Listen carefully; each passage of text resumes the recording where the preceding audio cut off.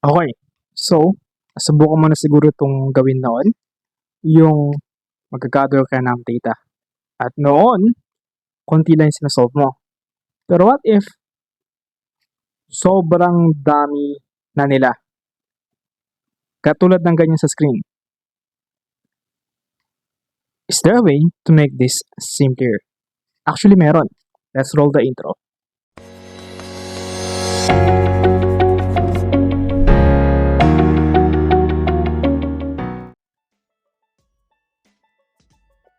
Okay, is there a way to make this simpler? Actually, meron. Dito na papasok yung concept ng curve fitting. Ayon sa numberanalytics.com is the process of finding a mathematical function that has that has the best fit to a series of data points, possibly subject to constraints.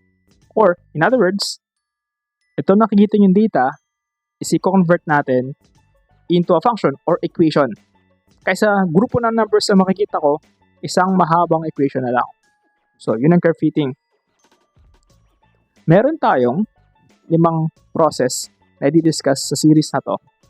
Ito yung linear regression, polynomial regression, Fourier analysis, polynomial interpolation, splice, and piecewise interpolation. Actually, marami pa sila. Pero ito lang muna, since ito rin yung pinakita ng ginagamit ko libro na Applied Numerical Methods with MATLAB. Comment kayo kung gusto niyo pang gumawa ko ng ibang o ituro ko yung iba na wala dito sa listahan. Case in point, in this video, focus lang tayo sa linear regression.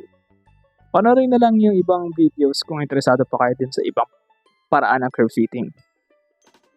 Let's go sa chapter 1. Ano ba yung linear regression na yan? Nalala niyo nung bata tayo na kung saan nagtatabulate tayo ng data? Tulad nung nakikita niyo sa screen. Kunwari, pinapagawa teacher, ilagay niyo ito, tablet niyo sa graphing paper niyo, tapos ano ginagawa niyo para makonect ang dots? Tama, gagawa ka lang ng isang straight line. Diba? Basically, ganun ang idea ng linear regression. Just draw a straight line at tamaan lahat ng mga points. At easy lang naman equation ng line na yan. A classic na slope and intercept form. Y equals to mx plus b. Good question. Kita naman sa screen na hindi ko tinamaan lahat ng curve. Dahil na itong dalawang dito sa malapit sa bottom ng y-axis. At dito na papasok ang kahinaan ng linear regression natin. However, dito rin yung masayang part. Kasi, syempre, dahil line lang yan, ang pwede ka lang mag-iba is yung pwede kong maging slope. Straight lines lang lagi, pero pwede ko siyang iba-ibahin yung angle. At ang tanong, alin dyan sa nagkuha kong line ang best fit for this data? Aling line yung tinamaan ko halos lahat, yung minimal ang error? Paano ko malalaman yun? Doon tayo sa chapter 2, finding the best fit. Paano ba na-derive yung equation? Okay, so paano malalaman yung best fit? So, ito na yun. Actually, kung nagmamadali ka, ito na yung pinaka-formula para malaman yung equations gamit ang linear regression. Sige na, alam ko yung iba nagmamadali. Pero if interesado ka kung paano na-derive yan, paano nag-come up sa ganyang values, continue watching. Sa mga nagmamadali, yung paki-fast forward na ng video, naglagay naman ako ng timestamps, doon na lang sa sample para malaman nyo kung paano gamitin yan. Sa mga interested naman na panoorin derivation, sige, mag-drive muna ako. So, magsimula ako sa intro na to. The best line is the line with minimum errors. Yan yung sinabi ng libro ko. At ang errors, by definition, ay ang discrepancy ng true and approximate value. Ito yung kaninang dalawang dots na hinighlight ko na hindi tumama sa line. So, ayan. Basically kasi, at some point, yung line hindi tatamaan na point. At yung distance, yung y, value ng actual tsaka ng derived is error. Ang goal natin malapit. Babalik tayo sa tanong dito, which line fits the best data? Siyempre, yung line na tinamaan niya halos lahat, yung pinakamalitang error. At paano malaman yan? Ang initial na idea is, kunwari maglagay lang ako ng values dito. Actual value, tapos ito yung makukuha kong values ng y kapag ginamit yung equation. So, paliwanag ko na sa nito. Kunwari may actual values tayo.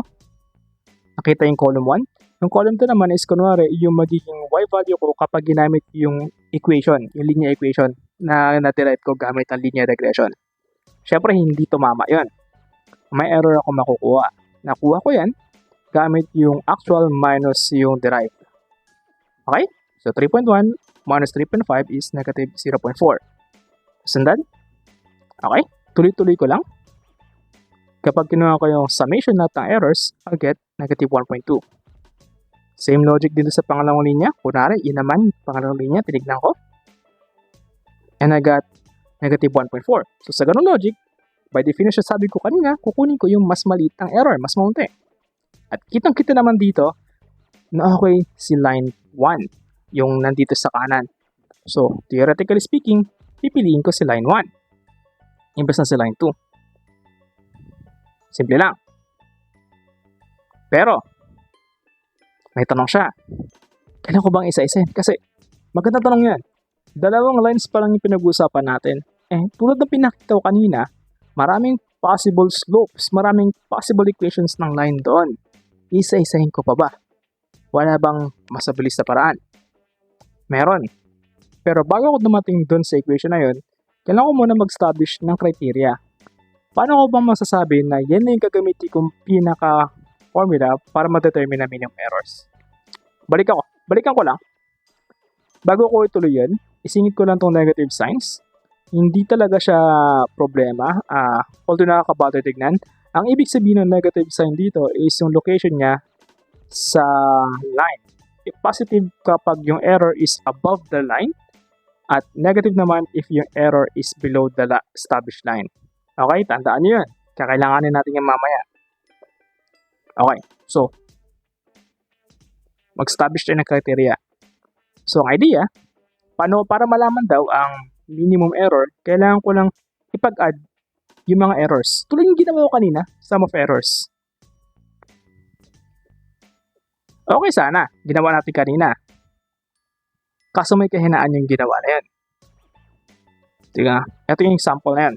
Kita nyo na obviously, magkaiba yung line. Mas tinamaan ng line 2, yung nasa kaliwa, rather kanan, yung dots kumpara sa line 1, yun ang nasa kaliwa. However, kapag sinunod ko yung sum lang, nakita nyo na 0 yung error dito sa kaliwang side while negative 2 yung nasa kanan. And that's not right kasi mas maraming tinamaan yun eh. Graphically speaking, kitang-kita na tama yung nasa kanan pero analytically speaking, tama yung sa kaliwa. So, kita yung problema. Ang goal natin is to solve this analytically. Ayaw nga natin mag-graph isa-isa, di ba? So, okay sana yung sum of errors na basis natin pero may kulang. Kaya, criteria number 2, tanggalin yung negative sign kasi tanggalin yung negative sign dun eh. Para matanggal yun, kunin yung absolute values. Kaso, establish ko lang line. Okay na sana to. Kasi kita naman dito sa line 1, yung nasa kanan, na wala na kwenta yung negative sign, nakakuha ko ng value. Pero tingnan nyo yung nangyari sa kaliwa. Although magkaiba sila ng tinamaan, parehas sila nakuhang error. So, ano dyan na pipiliin ko? So, natanggal yung negative, pero mas mahirap determine yung alin yung line kasi may tumatabla, so to speak.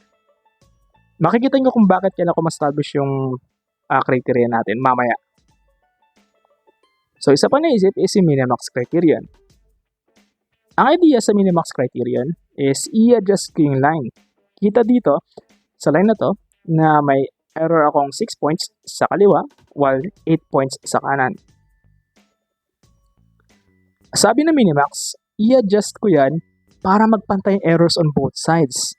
Ginagamit niya yung oscillation principle na the worst error on the upper side is equal to the worst error on the lower side. Papantayin ko. At makes sense. Wala na ako kumpitin. Hanapin ko lang yung pinakamalaking error sa kaliwa at pinakamalaking error sa kanan, i-balance ko. Dalawa lang isipin kong points. Kaso, ayun nga kaso, balik ko lang. Sa nalilito, mula 6, -8, i-adjust ko yung line, parang errors, maging 7 na lang. Wala akong pakialam sa sign, habol lang natin is distance from the axis. Para 7. Yun sana, okay na sana yung minimax. Kaso, pag dumating yung outlier, tulad nito, kung susundin ko yung logic ng minimax criterion, hindi pa to okay kasi may outlier ng malayo. I-adjust ko pa siyang ganyan, di naglalong naging mali. Ulitin ko ito yung initial na line, pero since na-apply ko yung minimax criterion na sabi niya, kailangan yung lapitan ko yung pinakamalayo, parang mas lalo pang lumala yung line na nagawa ko. Hopefully nag-gets yung logic, ilawan nyo lang, or comment down below kung narito kayo. Pero yung punto dito, hindi effective yung minimax criterion as our basis. So, hindi pwedeng kunin ng sum, hindi rin pwedeng ang absolute values, hindi rin pwedeng pagpantayin ko yung dalawang dulo. May mga issues. Ang problema lang naman dito is yung negative sign. So, ano pa bang pwedeng parang para ma-ignore yung negative sign bukod sa absolute value? Tama! Kunin ko yung squared. Negative squared is maging positive. At mas simple na siya sa ganun. Parang katulad din ng absolute values kanina, ito yung problema, pero kung kukunin ko yung squares nila, tanggal din yung negative sign, at may makukuha akong sagot. Tapos ang problema. So, yun pala logic. Establish ko yung kanyang squares. So, babalik ako sa tanong kayo na, Sir, bakit kailangan mo bang establish ang criteria na yan? Kasi, tandaan, na yung equation natin, in generally speaking, sa linear regression is y equals to mx plus b. Kada point, kada actual ay may katapat na theoretical values. Yung nakita nyo red dots is yung ating derived points, yung theoretical. May error nga, di ba? Yan yun. So, makukuha natin ang value ng y1 by using mx1 plus b. Okay? In theory, masasolve ko siya isa-isa. Now, syempre, para makuha ko yung values ng kulay black dots, nakita nyo, isama ko lang yung errors plus errors. Okay? Kasi kailangan natin yung malaman yung actual Okay? Tahimik mo na para mag-gets yung logic. Hopefully, nag-gets yung logic. Now, bakit yung ginawa yan? Kasi makita nyo na ang pinakapunto dito, itong y equals mx plus b, o yung line na yan, is basically, grupo lang ng mga points, grupo lang ng x-coordinate at y-coordinate, baliktad niya na sulat ko, plus errors. Summations lang siya ng mga points. So, pwede ko rewrite itong equations na nakita niyo, itong 4 na equations sa baba, ilipat ko ng errors as summations. Kasi grupo lang siya ng mga numbers So, dito na papasok yung idea na least squares. So, sabi ko kanina, since grupo to ng mga numbers o coordinates at technically pag kukunin ko yung sum nila para makuha yung error, kinuha ko yung summation at ginamit ko yung idea na squares. Ngayon, Seth, bakit kailangan ko pang alamin yung criteria na yun? Babalik ako sa sinabi kong condition sa simula. Ang sabi ko, ang goal is hanapin natin yung pinakamaliit na error. Yung line na may pinakamaliit na error. Keyword yung pinakamaliit, minimum. Saan nyo narinig yun? In term ng minimum or yung maximum o critical point for that matter. Tama. Sa calculus. Particularly sa differential calculus. At anong ginagawa nyo para makuha yung minimum, yung maximum or yung critical point? Tama. Kukunin natin yung derivative. In this case, partial derivative ang kunin natin since dalawa yung equations. At after nang makuha yung derivative, anong gagawin nyo kay y prime? Reveal lang tayo sa differential calculus. Tama, equate natin yung y prime or slope sa 0. Saka natin simplify. Na medyo algebraic na yung approach dito. So, medyo bibilis ako na since advanced mathematics ito o numerical methods Pero ang idea, since yung 2 o yung negative 2 ay nasa labas naman, divide both sides by negative 2, basically makakancel out yan. Magiging 1 na lang o mawawala. Tapos, ang summation, pwede kong distribute. Pwede ko rin i-distribute muna yung x of 1 sa bottom, here. Distribute ko to avoid confusion. I-distribute ko siya. Then, distribute yung summation. Sa electrical department, usually tinuturo to sa advanced math nila. Numerical methods, hindi nag-aano. Pero pwede mo distribute yung summation per term. Ngayon, pakita ko lang. Ideally, yung summation ng B is basically number of terms times B. Tandaan, yung sigma notation is basically summation lang ng terms from first term to the nth term, which is basically equal lang dito. Finite naman yung mga terms natin eh. So, if ito, ang summation ng B is equal to n number of terms times B o NB, pwede kong ipalit siya dito sa gitna. Makikita nyo kung bakit. Tapos, distribute ko lang itong B. Tignan yung gitna dito. Pinactor out ko yung B, siya kay M. Since, sir, pwede ba yun? Nilabas mo yung summation, yung constants na B and M sa summation? Pwede, kasi nga, sinabi ko na kanina, constant siya. Isa lang yung value na lalabas. Unlike yung x sub I, siya x sub I squared na kada term nagbabago yung value niya. Gusto ko i-emphasize yun, hindi ako basta-basta nag-factor out. Dito sa case, balik ko lang, sa case ng summation of B times x sub I, yung first term is B times some number of x sub I. Yung second term, B pa rin times new value of x sub I. Pwedeng, bawa, yung B natin is 1, x sub I natin is 1 for the first term. Okay? Tapos pag ito yung second term, 1 pa rin yung B, pero yung x sub I naging 2 na. Nag-iiba yung value ng x sub I. So, hindi siya pwedeng ilabas sa summation sign. Pero since yung B and yung M is constant, pwede. Ba't ako confident na constant yung B at M? Tandaan, linear equation to, iisa lang ang slope, iisa lang din dapat ang intercept point o yung y-intercept o x-intercept. X-intercept ba? Pero, natawa na ako. Pero that's the point. Now, tuloy ko lang. I-factor out ko, o transpose yung n times b sa kabilang side. At isa-substitute ko tong magandang equation na to, yung summation of yi minus summation of n times xi, sa baba. Ay, simplify ko lang. Lipat ko n, saka ko transpose. Pwedeng i-rewind kung nabilisan kayo. Nag-PowerPoint na ako, di na ako nagsusulat ngayon eh. Although, if marami mag-request, dahan-dahanin ko yung animation. Anyways, back to topic. Yung n, the denominator, can be multiplied both sides para matatanggal ko tong denominator dito. And ma-redistribute siya dito. So, algebra lang. Nag-multiply ako both sides. Pwede mag-comment kung nalito kayo. Then, simplify. I-simplify ko tong gitna. Expand ko lang. Expand ulit. Bakilig ko lang. xi, summation of xi and summation of xi. Technically, isa lang sila. Pwede pagsamahin maging squared. Nilabas ko pa rin slope. O yung m. Then simplify. Finactor out ko yung m. Here. Nakikita niyo na yung pattern? Then nilipat ko sa kabilang side. Gusto ko magsulo yung m. So ano gagawin ko? Tama. Divide lang. And I got the equation. Yun yung pinakita ko kanina. Haba ng kwento pero basically, ito lang yung solution. Yan lang. Yan nakikita yung dalawa sa taas. Okay? So, kung nandito pa rin kayo, pinanood nyo pa rin yung derivation, thank you so much. Comment down below kung may gusto ko yung clarify. O tingnan may correction na hindi ko napansin. Afterwards, palit ko lang. Yung summation of y over number of terms at yung summation of mxi over number of terms or summation over number of terms is basically mean lang. Kasi kung ano yung ilalagay natin sa sigma, summation of numbers over number of term is basically mean or average.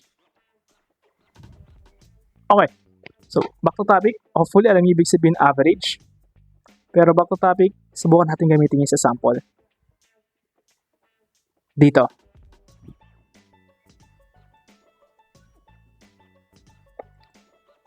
Okay. So, Itong tanong na to is galing na sa libro. If gusto niyo malaman yung libro, gusto niyo basahin yung libro, pinost ko naman sa simula ng video. You can feel free to check it out. Now, back to topic. So basically, ang gusto ng tanong na to is mag-establish tayo ng equation, linear equation for that matter, para describe yung data na nakikita niyo sa screen. Ginagawa to kasi tulad na sinabi ko sa simula, para mas maging simple at para ma-predict mo rin yung values if nagbabago, may bago kong gustong ibigay na independent variable o velocity. So heads up lang, kailangan malaman nyo rin pala kung sino si X at sino si Y, sino yung independent at sino yung independent. Sa case na to, ine-emphasize ng tanong na yung independent variable natin o yung X is yung velocity. Kaya nga, ganun ang nilagay ko kanina. Ganun ang klase ng animation ko. Kada value ng velocity, may makukuha tayong value ng force. Nakadepende ang force sa value ng velocity. Kaya, dependent variable ng force. Nating baliktarin yan. Kasi madali lang siyang isolve. Kung papasin nyo, yung y equals to mx plus b, yan na yun. Kailangan ko lang malaman yung value ng m at yung value ng b para hindi redundant. O para matapos na. Other than that, direct sum. Pero yun nga, kailangan ko malaman sino si y at sino si x. Sir, pwede ba magbaliktad? What if gusto kong dependent y si velocity, independent naman si force? O x si force? Actually, much better if you ask your prof about that. Kasi baka iba yung interpretation niya. Pero ako personally, base sa tanong, hindi pwede magbaliktad. Sinabi ko rin dahilan kanina. So if nalilito kayo, better to ask your professors para sigurado. O kaya basahin nyo lang ulit yung tanong. Back to topic. Paano ba kunin yung values? Obviously, ang unang solve natin dito is yung slope, yung m. Siya yung pinakamarami. Saka, once na-solve mo yung m, siya rin yung gagamitin mo para sa x-intercept. So, m, I got n equals to 8. N represents the number of terms. Ilan ba yung pares na nakikita natin? Tingnan natin dito. If nakikita yung cursor, we got 1, 2, 3, 4, 5, 6, 7, 8 terms. Bago pala magpatuloy, isa-solve ko lang ito ng manually. So, if pakilabas ng calculator, kung nanonood ka, kung gusto nyo makita yung approach, kung gusto nyo solve gamit ng calculator, ang gusto ko kasi dito sa numerical methods, masasolve mo siya gamit ang computer. In this case, isasolve ko siya gamit ang Microsoft Excel. If yun ang gusto mo, skip na dito. Nakatag naman sa video kung nasa timestamp naman kung saan yung Microsoft Excel na part. Mas mabilis doon. Pero if gusto nyo sumabay sa akin na mag-solve na mano-mano, sige, pakilabas ng calculator, mag-solve tayo. Okay, sa mga naiwan, tignan natin. Isa-isa natin yung mga variables. So, x sub I is yung x natin. Sinabi ko na kanina, siya yung independent. Nakuha ko yung 360 kasi pinag-add ko silang lahat. Yung sigma function represents summation. So, 10 plus 20 plus 30 plus 40, so on and so forth. Yung y, obviously, yun yung force. Pinag-add ko lang, 25, 70, 380, so on and so forth. Yung xi times yi, yun nga, baka marami nagkakamali kasi dito ng estudyante. Ang ibig sabihin nito, di ko kasi nalagyan ng parenthesis, is basically summation ng product nilang dalawa. So, that would be 10 times 25 plus 20 times 70 plus 30 times 380. Okay? Rewind nyo ko na dito. Yung xi squared is basically summation ng mga square ng ating independent variable. So, 10 squared plus 20 squared plus 30 squared. Gets ang logic? Okay. So, tatahimik muna ako dito saglit. Ilabas yung calculator nyo. Subukan yung palabasin yung mga values na nakikita nyo sa screen. Baka mali ako. Double check nyo kung pares tayo. Tahimik muna ako saglit. Okay. Pinost nyo ba? Anyways, pares ba tayo nakuha? Okay, kung pares, that's very good. Kung hindi, paki-double check o comment down below. Baka akong imali. Moving forward, isa-substitute ko lang yung mga values na nakuha ko doon sa equation sa taas. Balik ko? Yeah. And hence, magkukuha ko na agad yung slope, which is basically around 19.47. 19.47 din ba yung nakuha nyo? Post nyo yung video, tignan natin kung pares tayo. Okay. Okay na? Moving forward. Yung nakuha kong value na slope is substitute ko dito sa taas kay b is equal to y bar minus m times x bar. Singit ko lang, ang y bar is average or yung mean. Yung bar sign, ibig sabihin yan average or mean. So basically, hinahanap niya yung average ng y, normang average ng mga dependent variables at average ng mga independent variables. So, we got these values. Isa lang naman ang formula ng mean or average eh. Sum nung nasa taas divided by 8 na nakuha naman natin kanina, yung summation ng xi siya summation ng yi. Saan ang galing yung 8? Tama! Yun sila yung number of terms, binilang natin. Parang formula ng average nga. Yun talaga yung formula, hindi parang. Then we substitute these values sa taas. Simplify ko lang, substitute sa taas. And we got the value for x-intercept. At yung makita mo, once na nakuha natin yung value na slope at x-intercept, yan na yan. 19.47x minus 34.275. At yan na yung linear equation para sa data na to. Dali lang, di ba? So, ang nagpapatagal lang dito is actually yung derivation ng formula. At medyo matagal kung nagka-calculator ka. Paano naman yung talagang pangmalakas ng computer? So, dun naman tayo sa Microsoft Excel. Okay, so, paano naman sa Excel? So, nilagay ko na, actually, nag-type practice na ako kanina. Delete ko lang para makita na lahat. Now,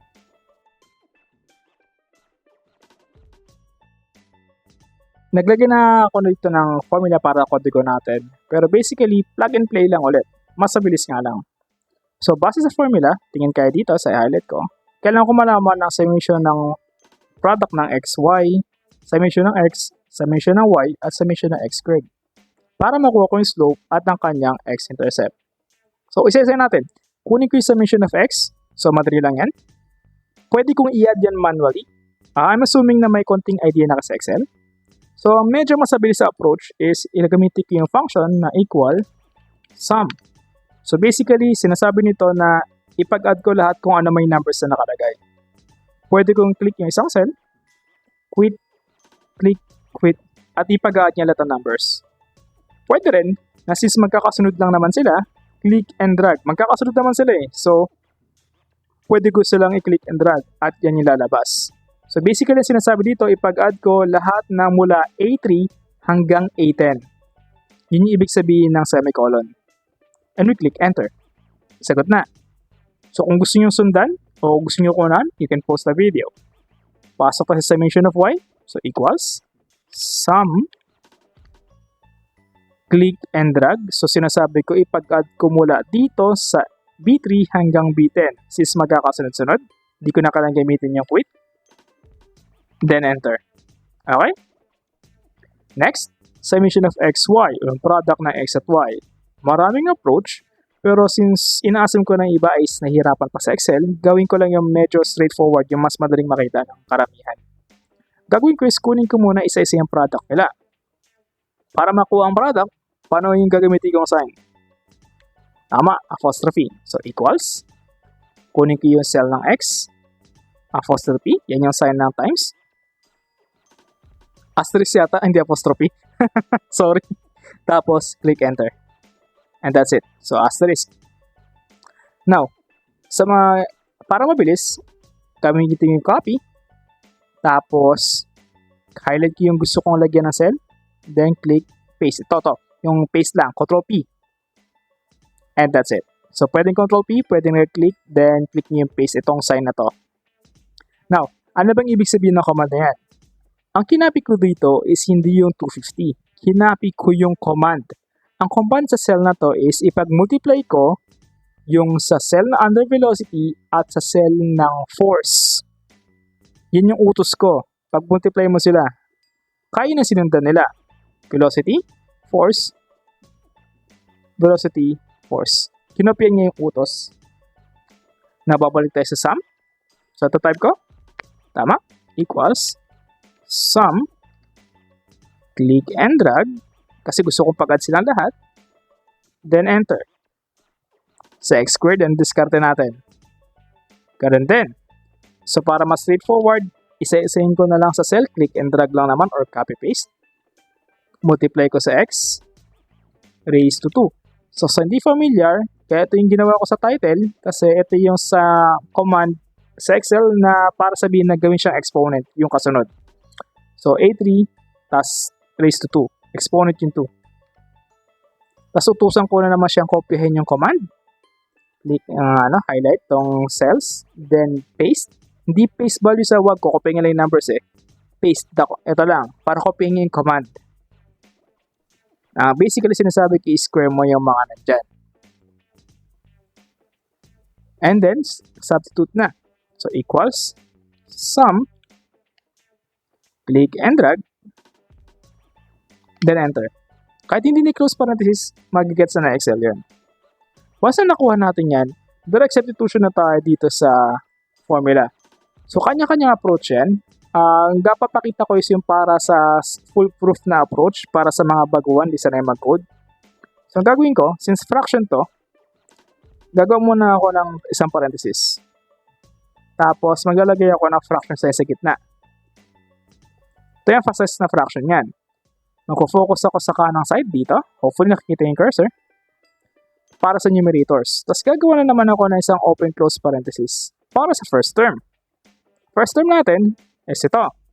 N times summation of x, y. At ang n natin is 8. Hindi ko ang nilagay. Pero 8 na lang ilagay ko dito. 8 times summation ng x, y, which is this. Click tayo sa labas ng red parenthesis. Minus. Open close ulit para emphasize na ito naman yung para sa pangalawang term.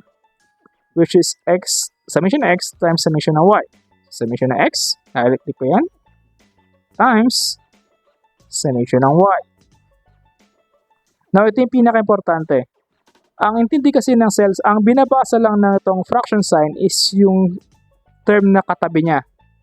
So, technically, ngayon, ang nababasa nga lang na sa numerator is yung F3 times F4. Hindi niya nababasa na kasama pala yung 8 times F5.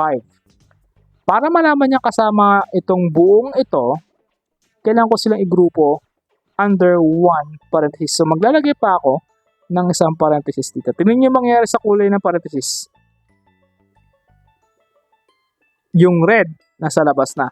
Para malaman kung, so basically, kung makikita niyo, try kong i-zoom sa editing, pero kung tingin na-highlight yung red, nakikita niyo na yung dalawang red sa dulo yung na-highlight. Emphasizing na itong 8 times F5 minus F3 times 4 ay nasa numerator na. Tandaan, sa Excel, o kahit sa calculations na rin, parenthesis matters. Magkamali ka ng parenthesis, mali ang mababasa ng Excel at ang hassle-hassle mag-debug. So, yun ang sistema ko. Ilagay ko muna yung terms, tapos ilagay ko yung pinaka-outer parenthesis para sa numerator. Nabababa ako sa denominator. First term tayo, open and close parenthesis. Now, ito yung suggestion ko. Kung may mas madali kayong paraan na naisip, walang problema. 8 times x, summation ng x squared, which is this. Tapos, labas na parenthesis, minus summation ng x squared, yung nasa squared, yung pini-square ko sa labas. So, ilalagay ko dito. Maglagay na lang din ng parenthesis for emphasis na bagong term. Summation daw ng x squared. Yung summation ng x i-square ko. So, click ko tong summation ng x. Tapos, lagay ko yung squared. So, tandaan, kailangan isingit mo to para sabihin sa Excel na exponent na yung kasunod na number. Now, ulitin ko. So far, ang nakikita ng Excel sa baba ng fraction sign is ito lang daw yung denominator. Siya lang kasi yung sinasakupan ng parenthesis.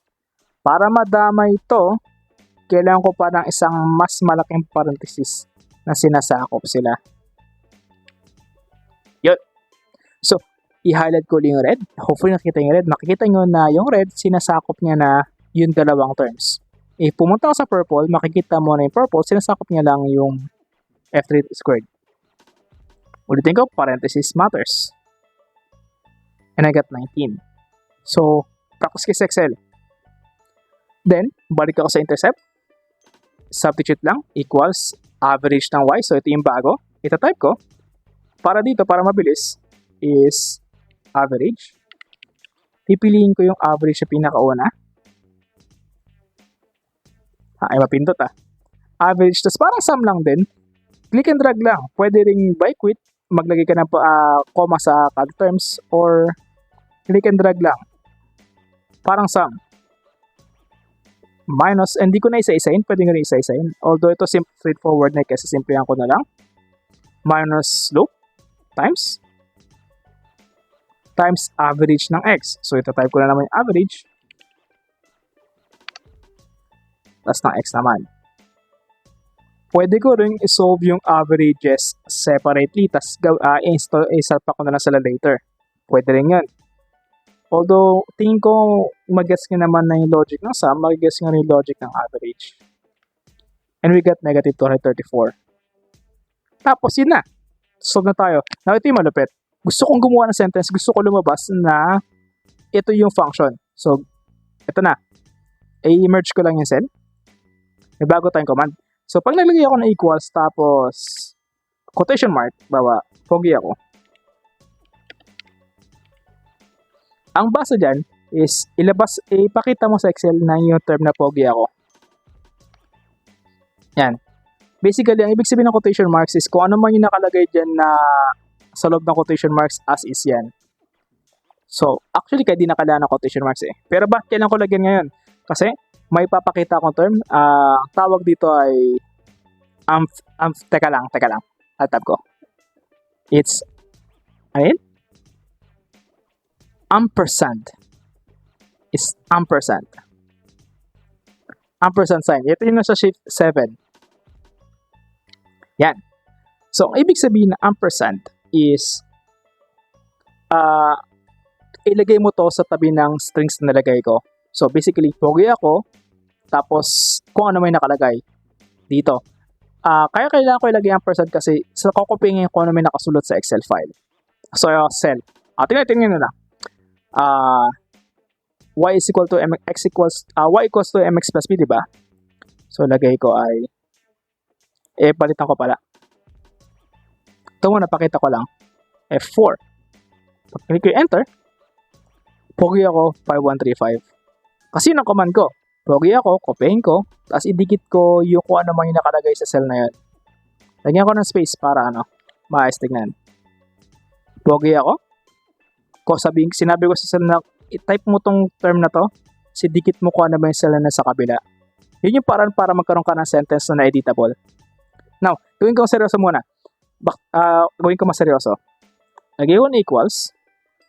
Tapos, sabihin kong the equation is space. Kasi kailangan ko ng space. Tapos, ampersand. Yung end na ginagamit, shift 7.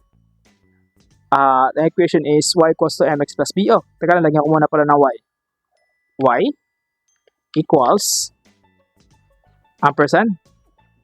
Tapos, yung slope, m. Sorry, di ko nalagay ampersand. Y equals, close parenthesis. Tapos, ampersand. Slope. Now, ang importante dito, kapag nagsagabay ka ng ampersand dito, ibig sabihin, kung ano mo ang ilagay mo dito is yung mga cells. Kung gusto mong dugtungan ng terms, isara mo siya. Kailangan ko sarayin cell na yan. So, maglalagay ako ng isa pang ampersand. Sarado.